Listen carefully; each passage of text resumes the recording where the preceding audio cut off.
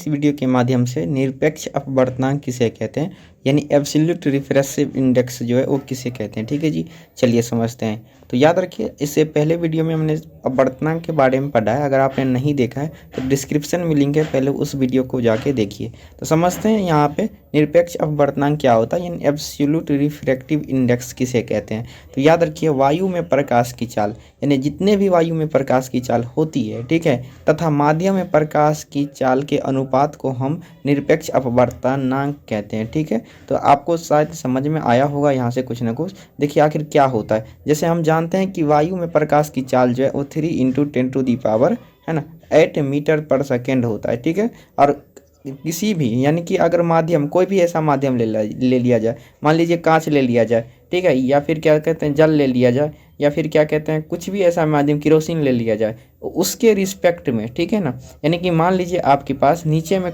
उससे हम डिवाइड करेंगे। मान लो कि आपके पास यहाँ पे 1 पॉइंट है ना, 1.5 × 10⁸ मीटर पर सेकेंड जो है वो, ये जो है वो कांच में चाल होती है। तो इस दोनों का जो रेशियो आएगा ना, उसी को हम क्या कहेंगे, निरपेक्ष अपवर्तनांक कहेंगे।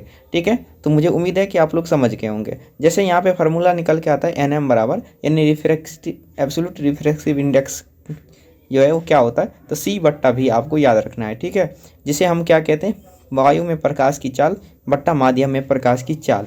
ठीक है, तो यही आपका जो है वो क्या कहलाता है, निरपेक्ष अपवर्तनांक कहलाता है। ठीक है जी, चलिए कुछ यहाँ पे इंपॉर्टेंट बातें समझ लेते हैं। जैसे वायु में प्रकाश की चाल बराबर आपको याद रखना है 3 × 10⁸ मीटर प्रति सेकेंड होता है। ये आपके एग्जाम में क्वेश्चन पूछता है। उसके बाद प्रकाश की चाल सबसे अधिक कहाँ पर होती है, तो निर्वात में होती है। ठीक है, निर्वात में सबसे अधिक होता है, याद रखना है आप सभी को। निर्वात होता क्या है, जहाँ पे मतलब वैक्यूम नहीं होता है, मतलब कुछ भी नहीं होता है, वहाँ पे क्या होता है, निर्वात होता है। जैसे वायु में जो प्रकाश की चाल होता है, निर्वात से थोड़ा ही कम होता है, मतलब दोनों एग्जैक्टली बराबर ही होते हैं, कुछ ही का अंतर होता है। ठीक है, उसके बाद आगे समझते हैं कि प्रकाश की चाल भिन्न भिन्न माध्यम में भिन्न भिन्न होता है। मतलब जैसे ही माध्यम बदल दिया जाता है ना, तो प्रकाश की चाल भी बदल जाती है। ये भी आपको याद रखना है।